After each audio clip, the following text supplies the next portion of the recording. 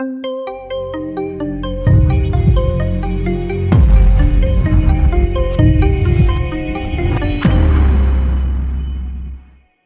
back, everyone.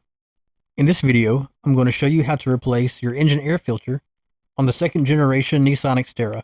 That's 2005 to 2013.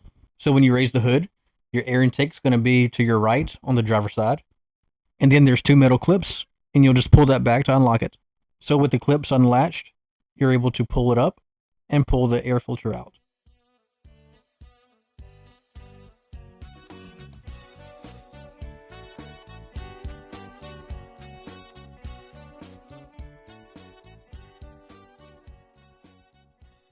So this is the replacement filter that I'm going to install.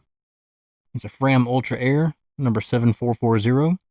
Then we'll just lift the lid, place the new air filter, and then close the lid back over it and lock the latches back in place. And that's it.